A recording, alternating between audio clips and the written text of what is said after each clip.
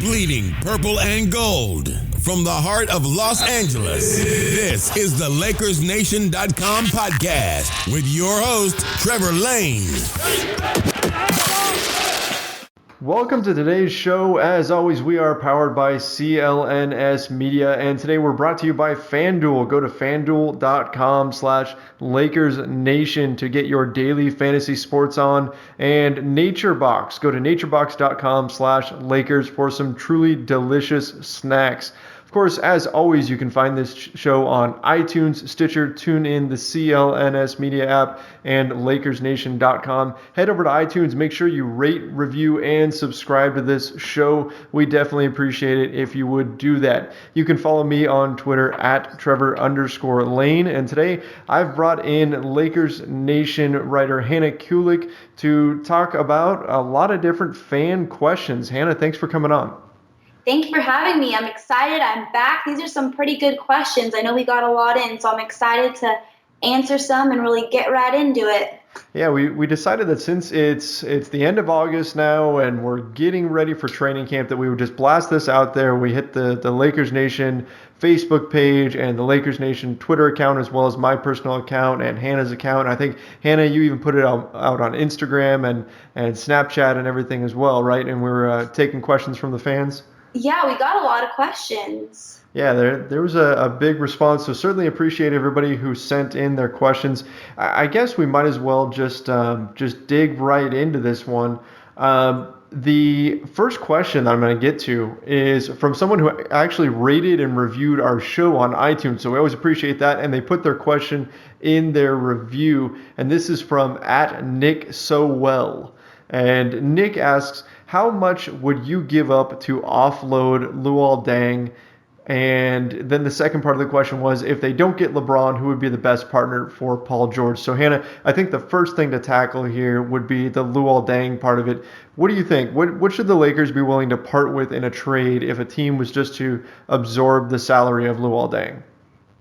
Well, I think obviously, our big plan is for next summer to sign Paul George and possibly LeBron or some other big free agent. And if we're going to do that, we're going to have to get rid of Deng's contract. He's going to be making $18 million, and we just can't afford to have him on if we're planning on signing one or two, superstars next season. So I think the first two players that the Lakers are going to look towards are going to be KCP and Lopez. They're going to look to see if they know for a fact that they're not going to re-sign them next summer, then I'm sure they're going to try to package them in with Deng. However, it might be a little difficult because, they're unrestricted free agents next summer, and team might not be willing to take that on because they don't know if they're going to be able to re-sign them, and they may lose them at the end of the summer for nothing as well. So I think those are two players that the Lakers could be looking to package in to get rid of the Deng deal. If not, another player that would be interesting is Julius Randle, especially if he does not really kind of have a breakout season and does not make a lot of improvements this season.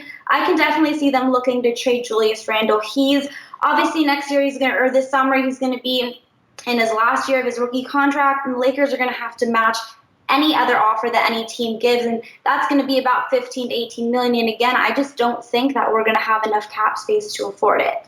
Yeah, I think that any of those guys on expiring deals, I don't know that that's really going to be enough to convince somebody to take on Deng and he's owed $18 million this year. It's about $18 million the following season as well, and I think about $19 million the season after that. So that's 3 years of a pretty big contract to ask somebody to take on. And so if you're talking about a guy who has an expiring deal like KCP, who I believe has a no trade clause because he's on a 1-year contract, I'll have to double check with that, but you've got a guy like KCP, you've got Brook Lopez, who's also expiring. Julius Randle, he's also technically expiring. He'll be a restricted free agent, or the Lakers or whoever has him can make him a restricted free agent next summer by giving him a qualifying offer. But it's still, I just don't know. If you're one of those teams, you're looking at taking on a player who could be gone by next summer in exchange for somebody who's going to be sticking around for probably at least 2 seasons after that. So I think that's a tough sell. I think that more realistic, the Lakers probably going to have to part with some picks, assuming they don't want to part with their true young talents in Brandon Ingram and Lonzo Ball, which they don't. Obviously, if someone would take on like a Jordan Clarkson or somebody like that, I think maybe they would make that move. But, I think it's going to take unprotected picks. I'd hate to send more than one unprotected, but, honestly, Deng's deal is so big that I think it may actually take up to 2 unprotected firsts. And then you're getting into this weird area where maybe it's better just to stretch him and try to hang on to your assets, even though he'll be dead money on the cap. But we'll see. It is going to be interesting to see how they handle this Deng situation. And he needs to come off the Lakers books in order for them to sign 2 free agents or 2 max free agents. That they can stretch him and they can do some things to move some money around. So it's not too crucial, but the preferred method of getting the cap space freed up for 2 max free agents next summer would be to move Luol Deng. And Magic Johnson and Rob Pelinka definitely have a big challenge in working on that contract. Now let's get into the second part of that question. So Nick said if the Lakers don't get LeBron, who would be the best person? He's assuming Paul George will come. So if you're going to get Paul George in and LeBron is off the table, he stays in Cleveland or he goes somewhere else, who would you try to bring in as that second person alongside Paul George? Well, I think pairing or no pairing, you can't deny that Westbrook is the next best free agent after LeBron James. However, he doesn't necessarily fit perfectly because he's a point guard, and obviously we have Lonzo Ball. However, you've got to look at overall talent, and I think that if Magic Johnson has a way to get Russell Westbrook, then I think he's going to do it. And, you never know. Russell Westbrook could come in and be the shooting guard. He could take on a different role. I think that he's going to be the next guy. If we don't get LeBron or if we get Paul George, we don't get LeBron, I think I would not be surprised to see Russell Westbrook coming in as well. Yeah, I mean that would obviously be the second option there. If there's no LeBron, bringing Russell Westbrook back to LA would be great. Although the name that I'm seeing on Twitter the most, I don't know if you're seeing this too, Hannah, but this pops up a lot in my mentions, and that is DeMarcus Cousins. Have you seen how many Lakers fans are really asking the Lakers to go after Cousins? Yeah, I know a lot of people really like Cousins, but I just think in terms of how the NBA is right now, we don't really sign – I don't think there's that much of an emphasis on a big center right now. I think the game is just really kind of changing where it's just you kind of get a bunch of really athletic guys and play more of this type of small ball basketball. And I don't know necessarily if you want to sign Cousins to a max deal with the way that the NBA is kind of evolving and changing right now. And also, Cousins is kind of a little bit of a head case. Obviously he's a great player, and I know he's a great stretch 5 player, but I just think he does have a lot of baggage, and I don't think he's necessarily a player that's going to really elevate your team to that championship level. So I don't necessarily I'm not that hot on DeMarcus Cousins. I would be happy if we got him, but he's not my number 1 pick for sure. Fair enough. And we also have to note that the max cap hit for DeMarcus Cousins is actually less than Russell Westbrook or LeBron James because of years in the league. So in theory, if they go with Cousins, that may free up a little bit of money for the Lakers to bring someone else back, maybe a KCP, maybe a Julius Randle, somebody like that. So that's something they'll have to factor in. But lots of options for the Lakers to consider. Now, the next question that we got is from someone named Jay Morales, and this is actually someone who emailed this question to me. Jay asked, do you think Jordan Clarkson will be traded before the start of the season? Of course, his name was thrown out in a ton of trade rumors this summer, and last we heard, the Lakers are fairly confident that they can move him when the time comes. So I guess the question is that time going to come before the season starts, or do they hang on to him and keep him up until maybe like the trade deadline or something like that? I can't guarantee if he's going to still be a Laker by the end of this season, but I can almost guarantee he's still going to be a Laker to start this season. I don't see the Lakers really making any trades before the season starts. I think they have their players, and they're going to kind of see how they mesh and give them a little bit of time before they trade Jordan Clarkson.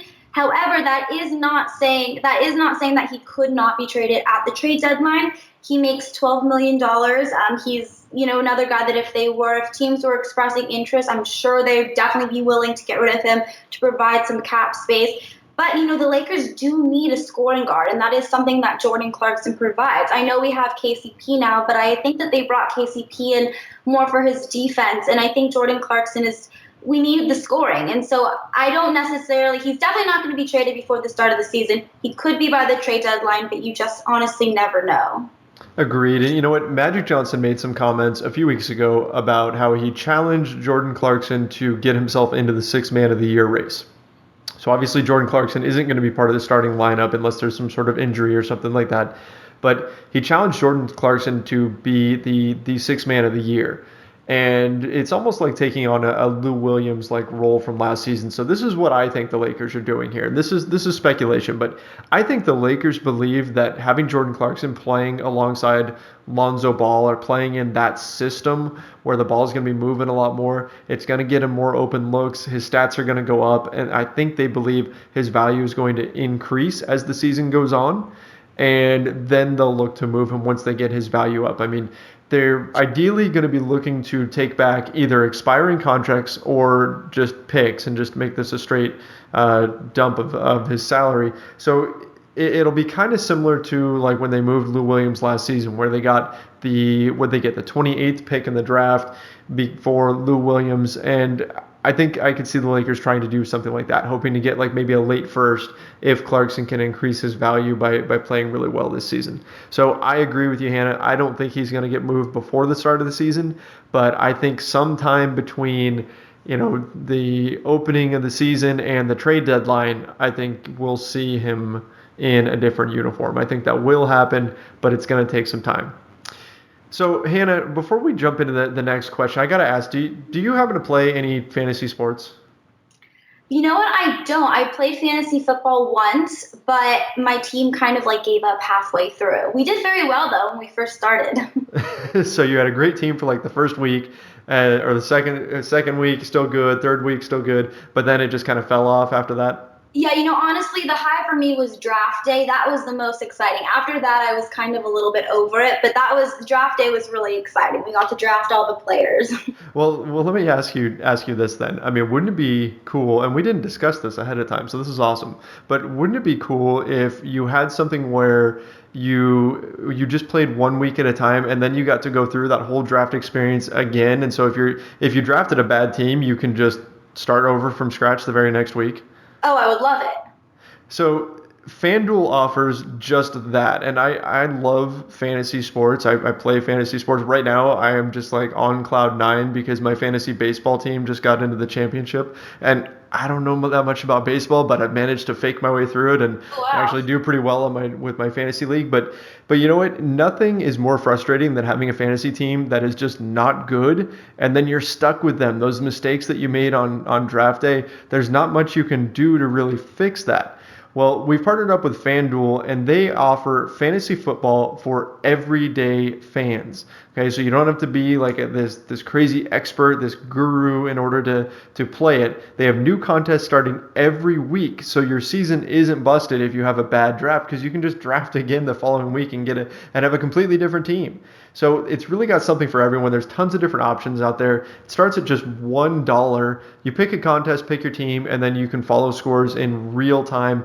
Every game becomes more exciting. That's one of the things I love about fantasy sports in general. And the experience that FanDuel gives you allows you to really just tune into the game, and it makes every single play exciting. I'm a Cowboys fan, so I know I'm going to be picking Des Bryant a lot. I think he's going to have a bounce back season this year. So I'm excited to throw him in there and see him start racking up points for me. Especially, I've already bought tickets. I'm going to go to a game live, so that's going to be a ton of fun watching him out there playing and hoping that he's catching a lot of passes. So here's what you do in order to sign up. Okay, go to FanDuel.com, click the Join Now button, and use my code. That's Lakers Nation. Okay, so you try FanDuel for free, no deposit required. Go to FanDuel.com, claim your free contest, and play for a share of $10,000. Wouldn't that be awesome? Win $10,000. Just sign up using promo code LakersNation. Again, that's FanDuel.com, promo code LakersNation. Void where prohibited. Hannah, I'm excited about FanDuel. I'm going to go out there and I'm going to sign up for a team, and I'm ready to get football season started. I love basketball, and it's my number one. But man, I'm already getting excited about football season starting. How about you? Yeah, I'm excited about football season too. Now that the Rams are back in LA, I know they're not that great, but it's gotten my love for football all started again. So I'm excited too. So you've got the Rams and the Chargers in LA, plenty of options. I'm still going to stick with my Cowboys. I know our colleague Corey Hansford is a Cowboys guy. It's going to be a lot of fun. I know that there's going to be some interesting texts flying around between the Lakers Nation staff members. But anyway, you know what? That's probably enough about football. Let's talk about Brandon Ingram. We got, out of all the questions that we got, I think the most were about Brandon Ingram.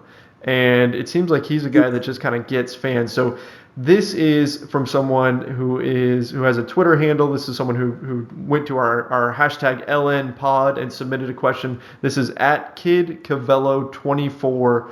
I'm guessing the 24 comes from Kobe. He says, what kind of season would be considered successful for Brandon Ingram? He says, I think 15 to 20 is reasonable. I'm assuming he means 15 to 20 points per game. Hannah, how are we going to measure success this season for Brandon Ingram? Well, first of all, Kid Cavello, love the 24. I'm a big Kobe Bryant fan as well, so I'm already a big fan of you. The front office has already said that they expect Ingram to average 20 points a game and lead the team in scoring. And that would be great, but it's probably unrealistic. We've got to remember, he only averaged 9 points a game last year. He shot about 40%. So I'd be very happy if Ingram was averaging about 15 to 17 points a game. I think 15 is a realistic goal that he can definitely get to. I think he's definitely going to improve a lot, but I think saying 20 points a game is something that's a little unrealistic. You've got to remember that he's only going to be in his second year, and it's very unlikely for a player to jump that much from the first season to the second. We don't even see guys like Paul George didn't even do that. Jimmy Butler, Kawhi Leonard, they weren't even they didn't have those breakout years until, their fourth year. It takes a few years. So I think anywhere between around 15 points is something that's a little bit more reasonable. And that's still going to be a very big jump for him. Going from 9 points to 15, I would be thrilled with that.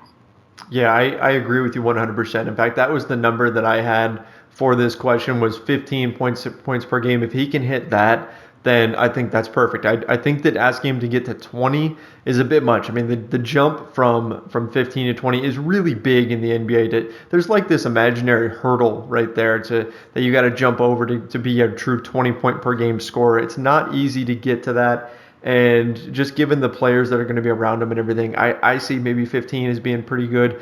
And we know Ingram is working really hard in the weight room. So I don't even know that I judge all of his success just on points. In fact, I know I'm not going to. That's not going to be how I'm going to see if his season is a success or not this year. I'm going to be looking at how he absorbs contact after he's been putting on strength. We know he's been using a protein drink from a company called Bipro, and that he's been working really, really hard in the weight room. We saw it during summer league. He's physically stronger. He's working on not necessarily putting on weight, but adding strength. And I also just want to see how he handles himself on the floor. We've seen him really, really excel breaking guys down one-on-one. We've seen him be able to slash to the basket. We've seen him finish at the rim at times. Can he put it all together? So we're going to be looking for a complete offensive game for Brandon Ingram. I also want to see how he does defensively. He got lost at times last year, which is what rookies do. That's perfectly normal. But we want to see some steps forward on that end too. I'd love to see him become a bit more of a weak side shot blocker with those pterodactyl arms that he's got. So it's something where I don't think you can just put a point total on it. You're going to have to look at the all-around game. So I'm going to look across the stat line. I'm going to be hoping to see an uptick in every single category. I want to see more rebounds out of him, more steals and all that. And I just want to see better efficiency overall. So I think we will, for the record. I think we will. I think Brandon Ingram is going to be a very good player this season. Hannah, I know you're on board. We've talked about this before. You see a lot in Brandon Ingram too, right? Oh, yeah, and, there's a reason that the Lakers are so high on Ingram. He has the potential to be a great all-around player, like a Kawhi Leonard or Jimmy Butler. And I think he's going to be really good. We've got to remember, he's only 19. This is only going to be his second year. And like you said, I'm not even just looking at the scoring. I'm looking on him just physically getting stronger, being more aggressive, playing better on defense, and just looking a little bit more confident and a little bit more seasoned out there. That's something that I'm really focused on as well, just besides the scoring. So another kind of goes hand in hand with this, and this was from at Tobias Olson. asked, how realistic is it that Brandon Ingram will win Most Improved Player? And you know what? When I first saw that question, I went, "Ooh, maybe that's asking too much to win Most Improved Player." But the more I think about it, the more I'm thinking, maybe that's not that far outside the realm of possibility, since the feeling around the league was that he didn't have a very successful rookie season. Most people thought he was a little bit of a disappointment. So if he comes out and he really plays well, and he plays well all season, then maybe he gets his name in that conversation. I still don't know that he wins it, but the more I think about it, the more I feel like it's not outside of the realm of possibility. What do you think? It's definitely not outside of the realm of possibility at all. I think Brandon Ingram's going to have a pretty big jump from last season to this season. We even saw how much better he played in the second half of the last season, the more he had the ball in his hands. I think he's definitely going to have a big jump. If he's going to, win Most Improved Player, like you said, I don't know. But it's definitely very possible. And he's so young. His development's going to take a few years. We've got to be patient with Brandon Ingram. His ceiling is so high. Guys, we've got to stick together. We've got to really try to be patient with him. But I think he's definitely going to have a really big improvement from last season. It's definitely possible, but you just never know. So I agree. Yeah, I mean, we got to be patient with Brandon Ingram. He's still very, very young. But he's going to be a tremendous player. So yeah, I think that he's going to get there, but it may take a little bit of time. Hannah, do you want to introduce the next question? This is, I think we're on to the starting five one now. Yeah, this is a really fun question. This is from, I hope I say this right, at Rich Obamjar. I hope that's right. It says, with 2K18 coming out with all-time teams, who would your starting five all-time be for the Lakers? Hashtag LN Pod. That's a great question. Trevor, who do you have? You know what? I was thinking about this earlier today because I knew we were going to be doing this, and this question for some reason just stuck in the back of my mind. And so I was playing with my daughter, and we're watching. Actually, an old game came on, and it was from 2000 when the Lakers played the Sacramento Kings. And so it's always cool going back and watching those games and everything. Game 4 against the Indiana Pacers from 2000 was on earlier today too on NBA TV, and the one where Shaq fouled out in OT and then Kobe took over. And you start thinking about all the great players who have come through these hallways, who have worn the purple and gold, and there's so many options out there. But you almost have to add a qualifier here. Now, is this starting five all time of just their Lakers careers, or are we pretending that we could get this player like in their prime just as long as they played for the Lakers? Because if you open it up like that, the first player I thought of was Karl Malone, right? I mean, you could use him at power forward because he played for the Lakers one season. But if you go back and take his prime season, of course, if you take the season he was with the Lakers, then it wouldn't make much sense. I don't think he would be in the starting five. So how do we want to approach this? What way did you look at it? I was looking at it more towards they were in their prime or when they were playing for the Lakers. That's how I kind of look towards it. But we could do just in their prime in general if you want. Okay. Well, I mean, I think just in their prime, I think the only disclaimer, or the only change really is that I would end up adding Karl Malone to it. But otherwise, yeah, I agree. I think the nature of the question, it's kind of worded to where we're probably talking about just while they were with the Lakers. So this would be my five. All right. Roundabout way to get to it, but here's my five. Obviously, Magic Johnson at the point guard. Mm-hmm. Give me Kobe Bryant at shooting guard. I think you have to, because he's probably the greatest Laker of all time. Yes. Okay. At the small forward, it gets a little bit tricky here at small forward and power forward. So I'm going to go ahead and go with Elgin Baylor at the small forward. I'll go James Worthy at power forward, and then the Lakers have had so many great centers. I mean, you're looking at Shaq, you've got Kareem, you've got Wilt, you've got all these different players, and it's really kind of a toss-up. I don't think there's really a wrong answer, but I'm going to go with Kareem. I just think that his skill set would be a solid fit with that group. You've got a nice mix of talents there, and that Kareem's ability to score out of the post would be a great to have. I'll take that over Shaq and Wilt's power, at least in this lineup. What was your take? Hopefully you've got some different choices in there than what I had, or maybe you picked the same. I actually pretty much had exactly the same. For my center, I had Kareem. He's the leading scorer in the history of the NBA. Like you said, I had to pick Kareem. I obviously had Magic Johnson at my point guard. I'm already a huge Kobe Bryant fan. He's been my hero my entire life. I think he's one of, if not the best Lakers player to ever play. Kobe Bryant at my shooting guard. I had James Worthy at my power forward. But I was tempted. I was kind of going a little bit back and forth between James Worthy and Pau Gasol. I have a little bit of a soft spot for Pau Gasol just because, he's such a skilled player on both ends of the court. But I gave James Worthy a slight edge. And then I also had Elgin Baylor for my small forward. He was obviously way before my time, but I've written a couple of articles about him over the years. And if you go back and do the research, you'll see that if there was never an Elgin Baylor, then the Lakers franchise might have folded in the late 1950s or early 1960s. He was Rookie of the Year, and he took his Lakers team from the last place from before they drafted him to the NBA Finals in his first year. So I think Elgin Baylor is the true forgotten Laker. So I definitely had him as my small forward. Yeah, great point. He's truly phenomenal, and I love that you were debating between Pau and James Worthy at the power forward. I think you can make a great argument for either one of them. As maligned as Pau was towards the end of his Lakers tenure, he really was phenomenal and just such a skilled and cerebral player. Really enjoyed watching him play.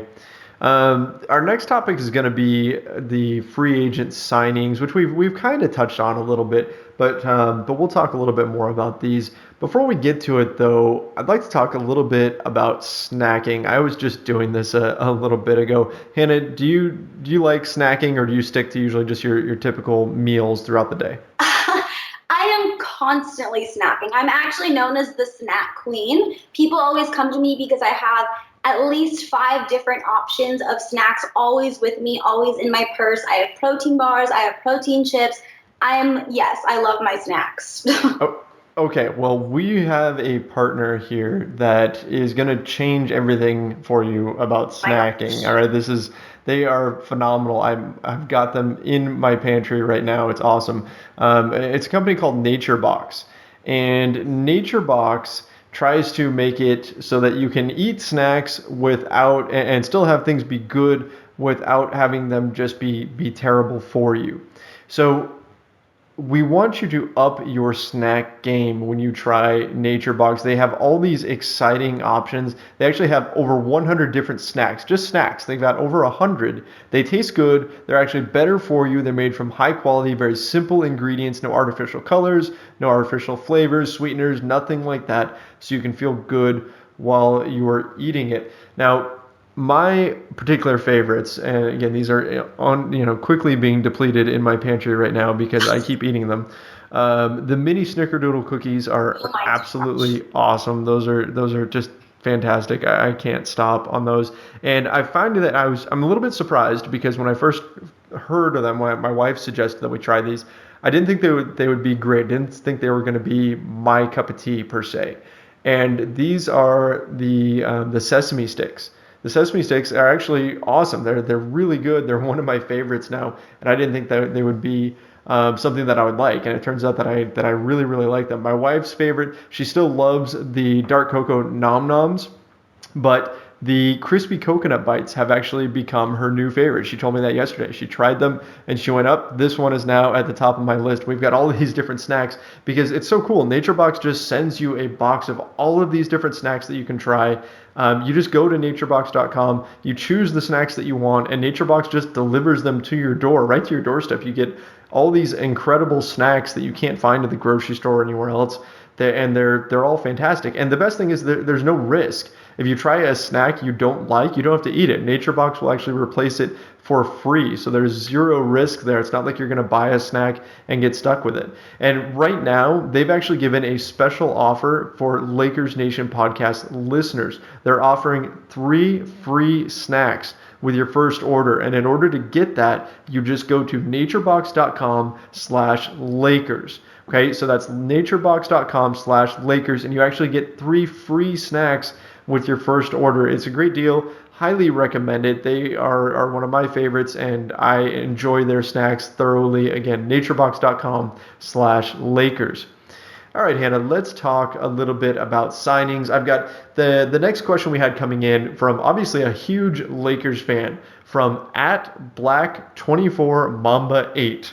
So we have both of Kobe's jersey numbers in there. And he says, or they say, I guess it could be she, says, what's a better fit, LeBron and Paul George or Westbrook and Cousins? If you had to pick from those pairings for the Lakers to sign next summer, which would you choose? I'm still trying to get over the Nature Box ad. That honestly, I think, was a very little life-changing moment. I'm actually wrote that down. I'm going to be ordering it after this. But okay, back to the question. Sorry to get a little sidetracked. Whenever you talk about food, things start to I don't know. Okay. All right, back to the question. Sorry, we were distracting you with food. I know. I'm drooling. I can't focus. Okay. Between LeBron James and Paul George or Westbrook and Cousins, I'm going to have to definitely go for LeBron James and Paul George. James is obviously still the best player in the NBA, and he's one of the best players of all time. I mean, let's be honest. There's a lot of really good players in the NBA, but he's one of the very few that can just instantly join a team and instantly make them a championship caliber team. In terms of, Paul George is the kind of skilled wing player, I think we kind of touched on it a little bit, who excels on both ends of the court, which is very crucial to any successful team. So I think the two of them together is a really dynamic duo. However, I think Westbrook and Cousins, I'm a very, very big Russell Westbrook fan. I think he's, the next player, the closest player out in the NBA that kind of goes with Kobe in terms of just his will to win and his determination and how hard he plays. I love Russell Westbrook. I know he's a little bit of a controversial player, but I think he's extremely talented. DeMarcus Cousins, I know we kind of touched on a little bit earlier. He has a lot of talent, but just because the NBA is playing such a different type of ball and they're playing much smaller ball and kind of more, like I said before, just get a bunch of athletic guys and throw them in there. And I don't think that the way the NBA is moving, centers are that valued anymore. So that's the main reason why I would pick LeBron and Paul George over Westbrook and Cousins. But I would be happy with either one, honestly. Yeah, I mean, I think that given the spot that the Lakers are in right now, I mean, you can't wind up with Westbrook and Cousins and be disappointed, right? I mean, either way, you're golden. But of course, I got to lean LeBron and Paul George too for the same reasons that you mentioned. I think most people would lean that direction. Although, you know what? I mean, maybe they wouldn't, because I have seen on social media, whether it's Facebook or Twitter or whatever, that whenever LeBron comes up, there is a large contingent of Lakers fans that say they don't want LeBron James. I've seen that which is always surprising. I mean, are you as shocked by that as I am? Do you think that that's just being crazy and they should want LeBron James, or do you get it? Do you fall in with that camp? Where do you fall on that whole idea? That's a tough question. I definitely understand where they're coming from in terms of not wanting LeBron James to be on the Lakers team. I'm kind of a little bit sour on LeBron James, but, he's going to be 34 years old this year. So if we were to sign him, to a big contract, he's going to be older. I think he might be a little bit past his prime. I can definitely see where people, aren't that hot on LeBron James. And there's also a lot of, Kobe versus LeBron, all that drama. So I definitely can relate to that. But again, you've got to be realistic. He is the best player in the NBA. So if we get him, we might have to suck it up and be pretty happy that we have now the best player in the NBA on our team. Right. Yeah. I mean, exactly. I get when people just say they aren't a big fan of LeBron, and I understand they don't like him super teaming his way to championships and everything. But if he's on your team, I think the feeling is going to be different. And we talked about this last week with Eric Pincus on the show. He said that opening tip-off, all the fans who were against LeBron would quickly change their minds. Like game one, they would quickly fall into LeBron's camp because he was playing for the Lakers, and it would change everything, and it would all blow over. So I think that would happen too. Let's talk a little bit about next year's squad, because we've spent a lot of time talking about next summer. But next year's team, I got a question here, kind of a question, from @Ralph Gutierrez 6. And here's what he says. he kind of lays this out succinctly. He says, Ball is better than Russell.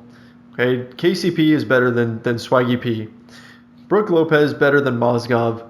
Kyle Kuzma is better than Thomas Robinson. And Nwaba or Hart is equal to Nwaba. And then he just throws Meta World Peace's name in there and doesn't compare him to anybody. I think that's really making a statement. I don't know if Ralph intended this, but MWP, you can't compare him to anyone, which I love.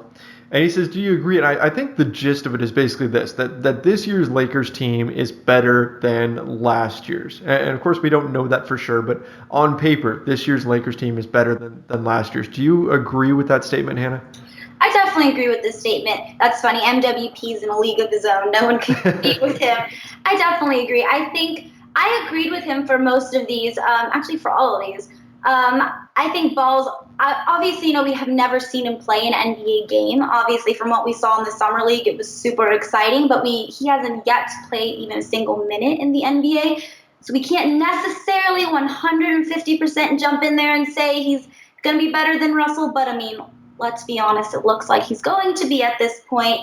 He just looks like he's going to be one of those guys that's just instantly going to come in there and really make, this team better. He's going to get his guys open shots, and he's going to be the leader of this team. And I've kind of said it all along, but I think Ball was just destined to play for the Lakers and be the leader of the Lakers his entire life. So, and I also just personally was not the biggest D'Angelo Russell fan. I think he definitely has talent. I think he was a little bit overhyped in the draft, and I just don't think he had the mental toughness that it took to be the leader of the Lakers team. Not saying that he can't be maybe the leader of another team, but it takes a certain type of mental toughness to be the leader of the Lakers, and I just don't think that Russell was our guy. In terms of KCP over Swaggy, I think the main reason he said that is just obviously because KCP is supposed to bring a ton of defense, a ton of defensive energy. And Swaggy, I love Swaggy. He's a very entertaining guy, big personality. He had his moments where he was, super hot on offense, but then he also had his moments where he would go into these, scoring runs and wouldn't make a shot for, games at a time. So I think KCP is definitely overall a better player than Swaggy. Obviously, on the defensive end. Lopez, without a question, is better than Mozgov. I don't even think there's really anything to even discuss on that one. Kuzma over Thomas Robinson. Again, Kuzma's yet to play a game in the NBA, but from what we saw in the Summer League, he looks like he's going to be a great player on both ends of the court. He looked very poised out there. He looked very confident. He definitely did not look to me like he was, going to be in his rookie season this year. So I'm very, very high on Kuzma at the moment. I have a lot of high expectations of him, and I'm hoping he has a great season. Nwaba and Hart. This is a little bit hard because now I understand why you put the equals, because I really like David Nwaba, and it was kind of interesting for me because, a week or two before he was cut, he was doing an interview, and Magic Johnson came over and, threw his arms over him and said he's the hardest working player out here and he's in the best shape out of anyone else on the roster. And then a couple weeks later, he was cut. So that was something that I was pretty shocked about. In terms of Josh Hart, I haven't really seen him play all that much. He got hurt in the first game of the Summer League, and he looked really good in that game. So I'm hoping he's going to be good. He's, obviously a champion, and in college at least, and he's a really solid two-way player. And I think that, in the end, now that we have Hart and KCP, I think that was why we got rid of Nwaba. We just didn't need him. But I like both, so I agree with the kind of equal sign. Well, Nwaba was a casualty of the KCP signing. The Lakers had to free up his space in order to sign KCP, in order to get him the money that he wanted. And I think, I don't know this for sure, but I think that the Lakers' hope was that Nwaba would clear waivers, that no one would claim him, and then they could add him again. They could have re-signed him to a minimum contract just like he had once they had hit the salary cap by signing KCP.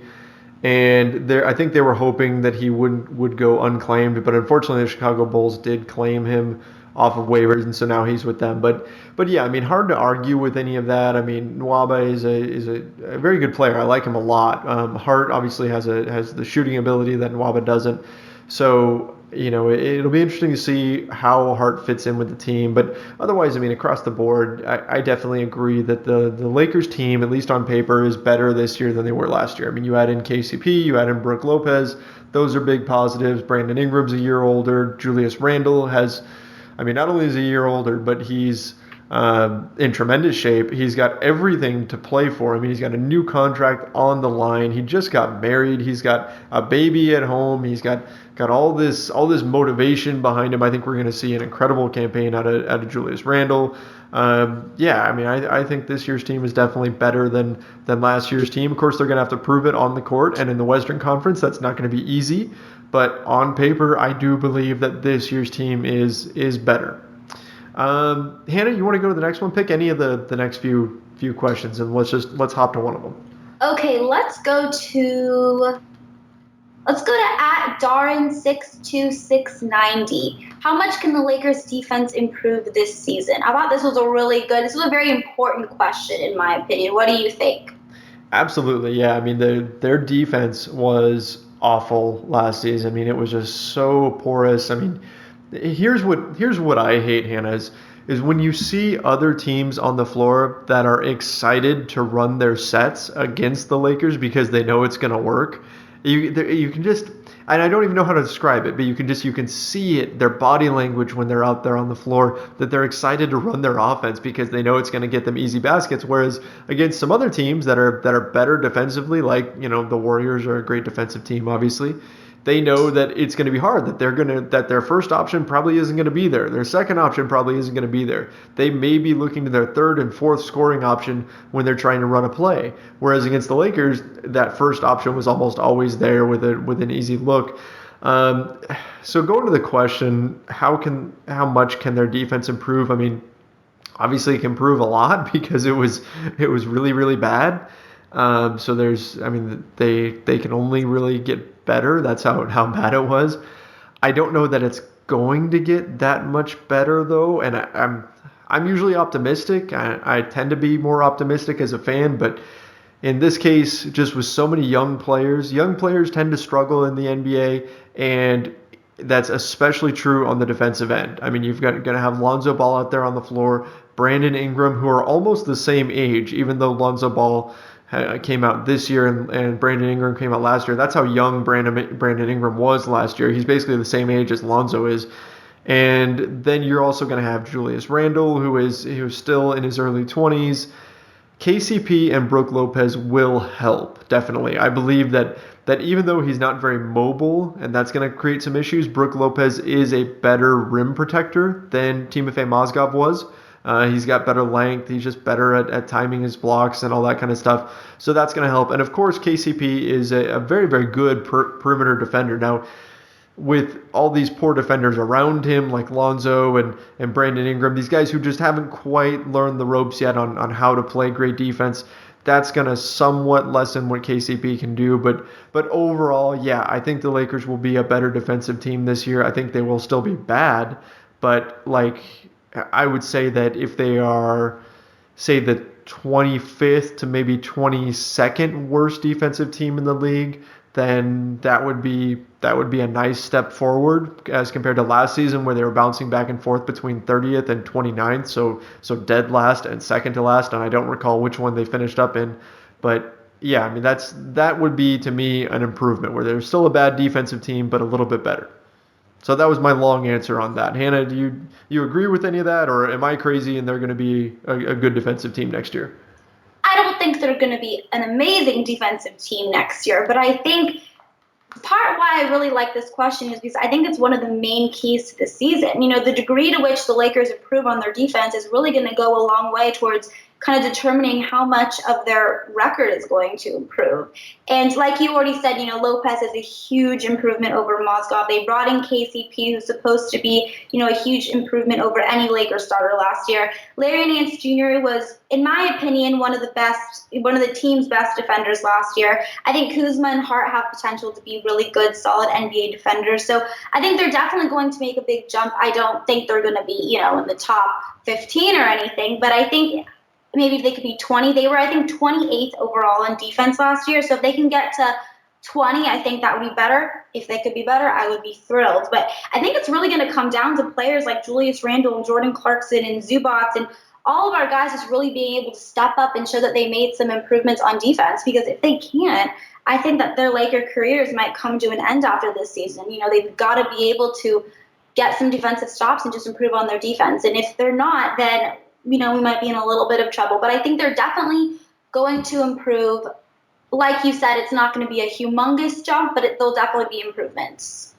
Well, yeah, Magic Johnson has really put down the hammer as far as guys being in shape. He wants low body fat percentage. He wants these guys to be lean and strong and ready to play so that when the fourth quarter comes around and guys are starting to get tired, they're still picking up the pace. They're still bringing energy and all that. You mentioned Larry Nance Jr. being one of the best defenders, and here's something that I always think is interesting. I watched Larry Nance Jr. and I watched Julius Randle play, and in so many ways I feel like they're opposites. And not in every way. They're both athletic and all that kind of stuff. But Nance has a little bit more range than Julius Randle does, although not a ton of range. Randle is great at dribbling the ball up the floor and playing one-on-one, whereas Nance is more of a system player and he's going to get his points off of little dives to the rim and stuff like that. But defensively, when I did some digging into their defensive stats, I saw that Larry Nance Jr. Statistically anyway, it was a very, very poor post defender, but a phenomenal perimeter defender for a power forward, for a player his size. He was great at stepping out and defending on the perimeter, which we saw a little bit.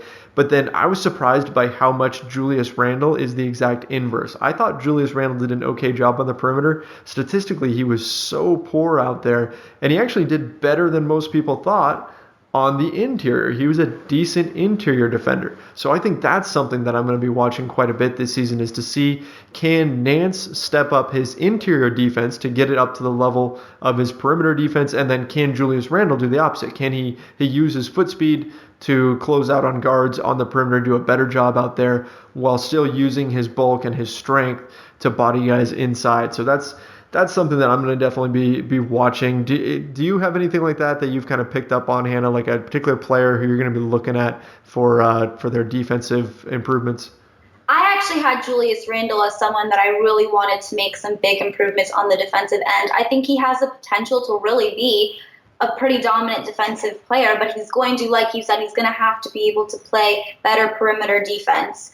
So that's something that I'm definitely looking for. Yeah, it's gonna be interesting to see how their defense comes out this season. That's for sure. It'll be something to watch. So here's another question. This is at Maury_MP3. Says, what do you project Lonzo's stat line to be for his rookie season? And man, I almost feel like just firing this one out there on Twitter because I think the responses are going to be so varied. I've got my own thoughts. I tend to be a little more conservative with these. Hannah, what did you come up with? What do you see stat-wise? I guess let's stick with let's just stick with the major stats. We won't get into the advanced stats or anything like that. I went a little bit conservative on this one as well, only because Luke Walton recently said that Ball will be playing fewer than 30 minutes a game this season, so that just doesn't really give him all that much time to really put up those numbers, but it does give him some time. I'm projecting, 10 points, 7 assists, and about 5 rebounds. I would be very happy with that. He could get more, but that's, I think, a ballpark, just especially because he's not going to be getting that many minutes. If he were to be getting 40 minutes a game, then I'd definitely up those numbers. But I think under 30, we've got to be a little realistic, especially as a rookie. 10.7 assists and 5 rebounds is where I'm going to go. Okay, and would you consider that a successful season, or would that be a little disappointing? I think it would be successful. Again, it's hard because those are just numbers. It's also, there's so much more out there besides just the numbers, looking to see how much he's, leading the team and all the other little things that he could be doing. I would be happy with that. I am hoping that it's a little bit more, maybe definitely in the assist and the point category, but I would be happy with that. Yeah, you know what? I think that you touched upon this here, that that I think is just so accurate when it comes to discussing Lonzo Ball. It's not necessarily just his stats. It's what he does for the team. Does he get the ball moving on the team? Does he get players making the extra pass? Are people taking his leadership and his the example that he sets, and are they following that, and is the ball moving better because of it? I mean, we talked about this last time we had you on, but when we went to Las Vegas and we went to the Summer League and Lonzo didn't even play, we saw the Alex Caruso game, and afterwards everyone was crediting Lonzo for the ball movement even though he didn't even play in the game, because that's the kind of impact that he can have. So I think that's going to be probably just as important, and maybe even more so than his stats. But I'll tell you what, we talked about fantasy sports earlier, and I do play fantasy basketball. It's definitely a passion of mine. And here's what ESPN Fantasy Basketball is projecting for Lonzo Ball. They've got him at 28 minutes a game, so like you said, less than 30, which I think that's a pretty good idea. You don't want to throw too many minutes at a guy that's that young. But they also have him at lower numbers than what you had. They've got him at 3.9 rebounds, 5 assists, 1.2 steals, and 8.4 points. So a little bit lower there. They've got him only shooting about 41% from the field and 70% from the line. I kind of agree with this, but honestly, I think the assists are going to be higher. I just think that the way he moves the ball around, and from watching him kick that ball forward so often in Summer League, I mean, he's so good at getting the ball right about the defensive free throw line and then just zipping it up ahead to the wing. He likes to hit guys right about, within 5 or 6 feet of the 3-point line on the offensive end. So he'll hit like Brandon Ingram. I think he's going to hit Julius Randle running down that sideline a lot too. And those guys then just take one dribble and they're at the basket because, they're huge and it only takes them one dribble to get to the basket from the 3-point line. And so I think the assists are going to be higher. I think he's going to pick up, like you said, I'd peg him more about 7 assists. But otherwise, I can't really argue with those stats. I'm not going to come out here and say he's going to score 20 points and get 10 assists a game or anything. But maybe in the future. For right now, I'd be pretty happy if he could hit 7 assists a game. I think that would be a phenomenal number for him. So let's see. So there's some Lonzo Ball stats. Oh, we got to end with this one. This one's awesome. In fact, Hannah, do you want to finish it off here? We've got this last one. It's the last one on the list, and I think this is going to be a good one. It would be my honor. Okay, so it says, at Shane M. Gonzalez, Durant has recently said the 0-1 Lakers would give the Warriors the most trouble. Thoughts? I love this question too. I thought this was a great question. What do you think? You know what? Like I said, I was actually watching the 0-1 Lakers a little bit earlier today, and okay, so let's start getting into this. So positionally, the Lakers during that 0-1 run, when they won all those playoff games, they only lost one game in the entire playoffs. Right? They were absolutely amazing. They had Derek Fisher at their point guard.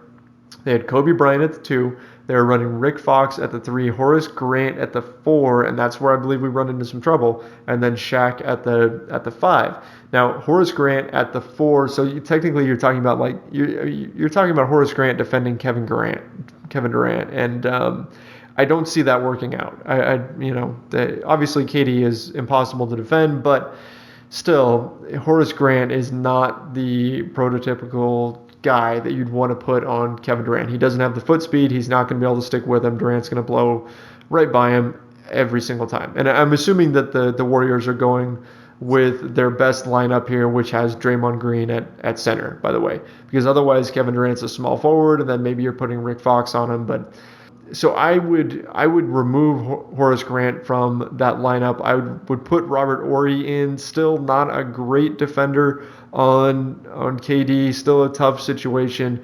But yeah, I think that's the move that you would have to make, just because Horry's a little bit quicker.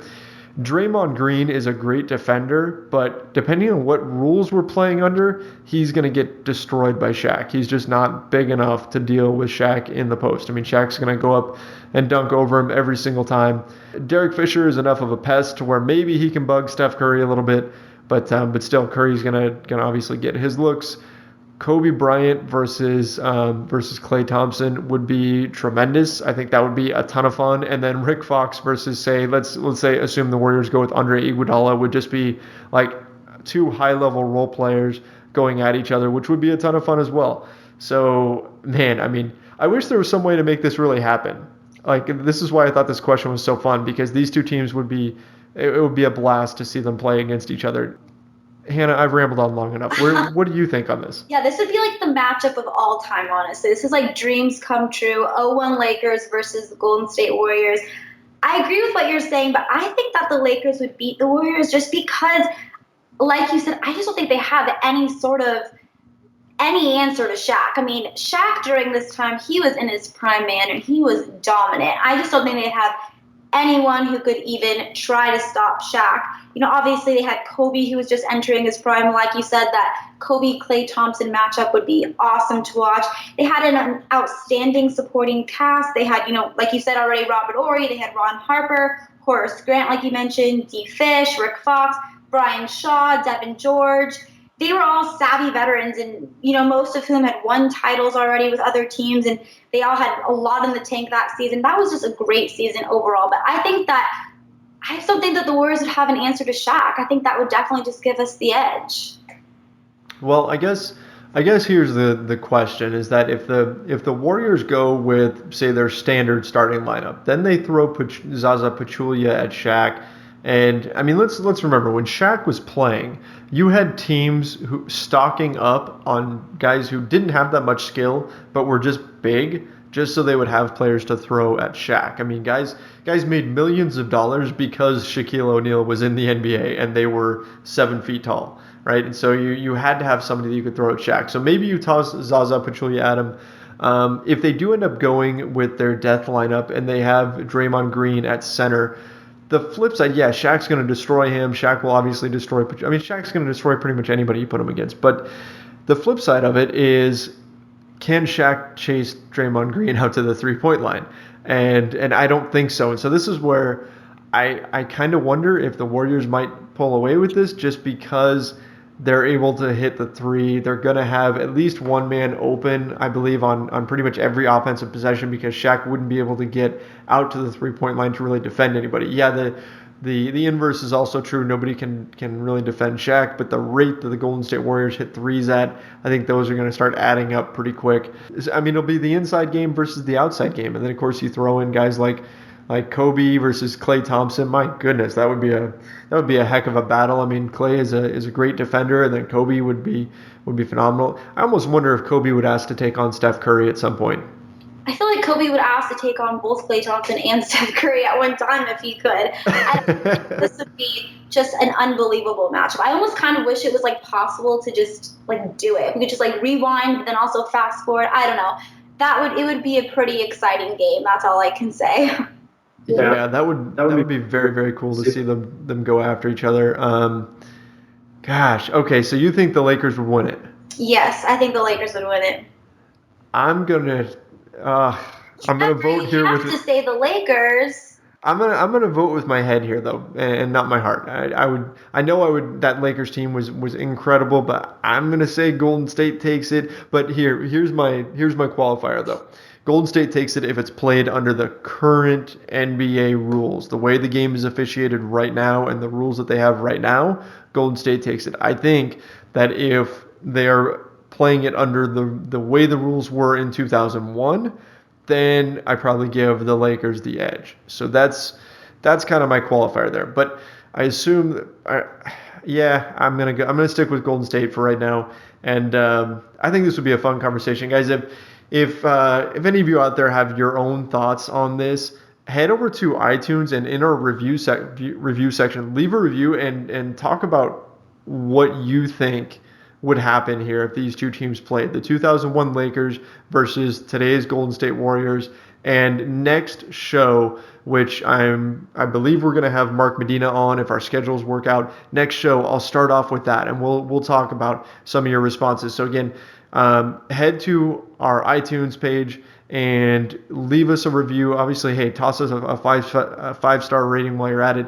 In your review, explain who you think would win in Lakers versus Golden State Warriors, and we'll start off the next show with some of the fan responses to this, because I think this is a great topic and one of those that that's just a lot of fun to discuss. Anyway, Hannah, I think we went over a ton here today. Did we miss anything? I think we got it all, didn't we? Yeah, I think we definitely got a majority of them. There were a lot, though. I know even on like my Snapchat, people were really setting them in. And like you said in the beginning, I was surprised at how many Brandon Ingram ones there are. Yeah, I assumed that it was going to be like maybe 65% of the questions would be about Lonzo. Me too. But it wasn't. It's more Brandon Ingram than anybody else. So kind of cool, because Ingram is like that quiet guy. I mean, Lonzo's quiet too, but his dad's not. And Ingram is that quiet guy that maybe doesn't get a lot of recognition because he's not the squeaky wheel or anything like that. People don't really notice him as much. So cool that he's generating that much interest among Lakers fans. I mean, that one preseason game that he played was incredible. So I'm really excited to see him play. Anyway, I guess we should probably wrap things up here. Hannah, thanks so much for coming on. We're definitely going to have to do this again, and I love this mailbag format. We'll definitely do this again sometime. Yeah, this was awesome, guys. These questions were really good. I really enjoyed myself. Yeah, thank you to everybody who sent in questions. We definitely appreciate it. Guys, make sure you go to our Twitter page, go to the @LakersNation Twitter page. We tweet out the show every week, also on our Facebook page. And, of course, you can go to @LakersNation.com. Go to iTunes, subscribe to the show. It'll just get delivered directly to your phone. You can check it out there. We are also on Stitcher, TuneIn, the CLNS Media app as well. So lots of different places that you can find this show. And we are going to continue to record weekly as we get closer and closer to the NBA season. So definitely stick with us there. That's going to about wrap things up for today. Once again, guys, my name is Trevor Lane. You can find me on Twitter @Trevor_Lane. My guest today was Hannah Kulik. You can find her on Twitter @Hannah_Kulik. That's KULIK. So definitely a great follow. Thanks to everybody who listened today. Please chime in with your responses to the 2001 Lakers versus Golden State Warriors question. And I will see you next week when we're scheduled to have on Mark Medina from the Southern California News Group. Thanks a lot. Hope everybody has a great week, and we'll see you next time.